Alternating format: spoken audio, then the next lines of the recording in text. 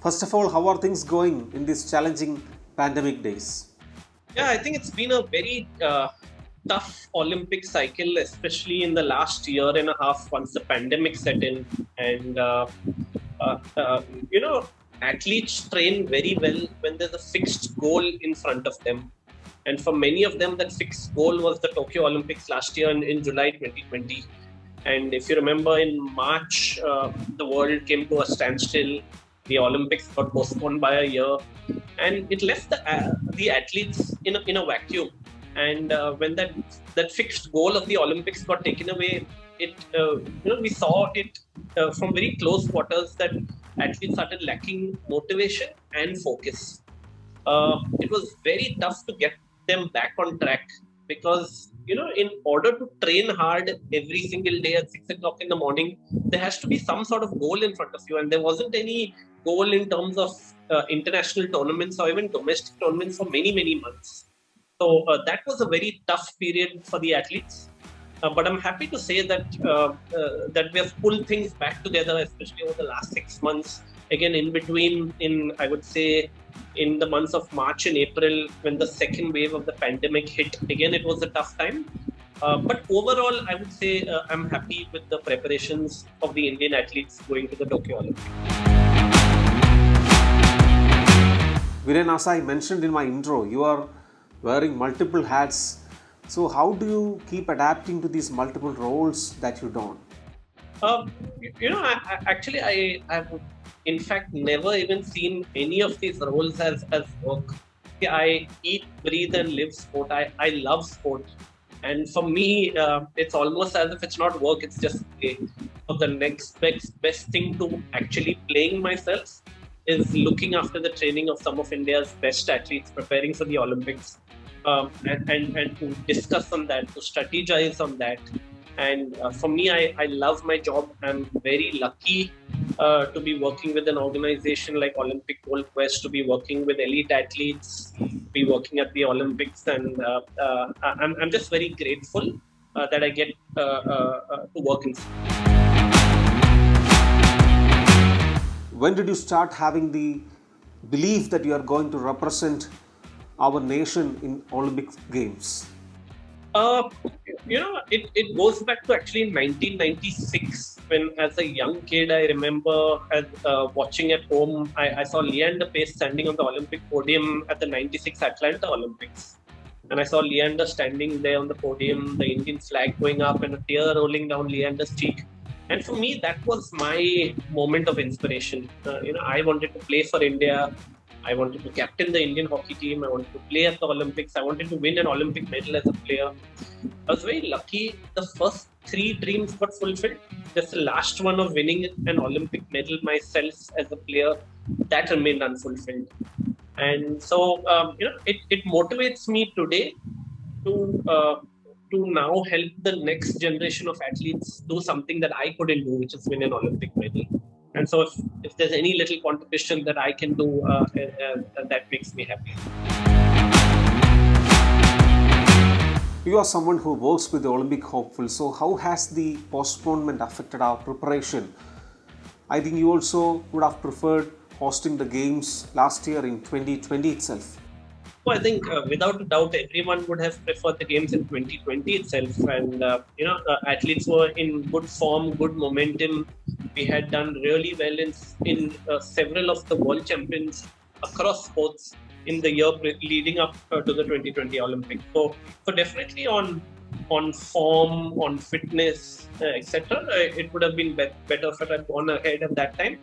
But again, like I mentioned earlier, in sport, athletes have to be resilient and they have to adapt very quickly. And it almost never goes according to plan A. And that's what I would say most athletes have done. They have been very resilient, but they have been able to adapt. What do you tell these athletes? How difficult is it to keep motivated despite not having enough competitions, fans, spectators, and a lot of uncertainties? Let's make no mistake, it was very difficult. for many athletes. Vishwanathan Anand is one of our board of directors at Olympic Gold Quest, and Anand was telling me how difficult it was for him to motivate himself to train hard. And this is someone who has played at the highest level of chess for 30 years, multiple world champion. If Anand was finding it hard to motivate himself, you can imagine the 20-year-old athlete going to his or her first Olympics. So it was tough, and I think we must understand that also a couple of good things that have come out of this pandemic. One is, I think, the acceleration towards online learning, and athletes have realized that they have to adapt, have to get comfortable with technology, have to get comfortable with their training sessions being done remotely, either their coaches or physical trainers or nutritionists, etc.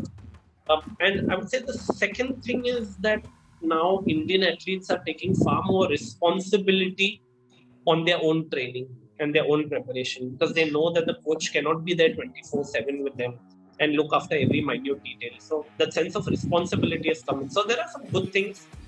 And I think my advice to every athlete would be to be calm and do the things well which are in your control. There are some things in life which are out of our control, and there are some things which are in our control. I think as an athlete, your training, your sleep, your rest, your nutrition, these are things that are in our control. Things that are out of our control in the pandemic, or whether it's too cold or too hot or too windy, we should not stress about too much about these things. We have Manpreet Singh, our hockey team captain, as one of our flag bearers on the opening day. And we know that flag bearers are selected based on different considerations like the availability on opening day and all. But we have a hockey player leading our squad on the opening day after 25 long years after Pankaj Singh. Manpreet Singh is the first to get that honor. So what does this signify? Does this mean that we are looking at this squad as having a potential to reach the podium, to have a medal, to get a medal? Yeah, it's a great honor for hockey to have Manpreet as one of the two flag bearers at the opening ceremony, along with the legend MC Mary Kom. And I'm really happy for Manpreet. I think he's been an absolutely stellar leader for the Indian hockey team. He leads from the front, he leads by example. His effort, his team spirit, his man management skills have been second to none. So, really happy for Manpreet, very happy for hockey as well. And I'm really excited about this Indian hockey team. I think this is going to be one of the most open men's hockey tournaments at the Olympics in a long, long time. There are no clear favorites. Australia and Germany are not as strong as they used to be. So I definitely think that the Indian men's hockey team has a chance of an Olympic medal. However, they need to take it one step at a time. And the first step is to ensure that we come out of the group stage in the top four. It is not an easy group. There's not a single match where we can be complacent or take things for granted. And even when we get to the quarterfinals, on ranking, I would assume we would get either of Holland, Belgium, England, or Germany in the quarterfinals. So it's not going to be an easy quarterfinal match as well. So just stay focused and take it one match at a time. You recently tweeted a video of PV Sindhu practicing, and we know that you started supporting her right from the age of 14, and she's a big championship player. So tell us about her chances this time.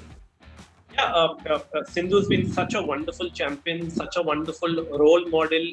And, I would say she's done such a great job in keeping her head on her shoulders, keeping her feet on the ground, even after winning the Olympic silver medal at Rio 2016. After her World Championship gold medal, maybe she had a bit of dip in form. She had some encouraging signs in her last couple of tournaments. And then again, of course, there was a big break in international badminton. But in terms of her training, she's training very well. She's trained really hard, really pushed the limits every single day in training. And there's no doubt that Sindhu has great big match temperament. She's always been the player who performs well on the big occasions. We definitely hope that after Sushil Kumar, Sindhu can become the first Indian individual Olympic athlete to win 2 Olympic medals. कैसा लगा ये video हमें comment section में ज़रूर बताएं, और अगर ये वीडियो पसंद आया हो तो इसे लाइक और शेयर भी करें, और हमारे channel Asia net news Hindi को सब्सक्राइब करना ना भूलें, और इसके नोटिफिकेशन पाने के लिए बेल आइकन को ज़रूर दबाएं।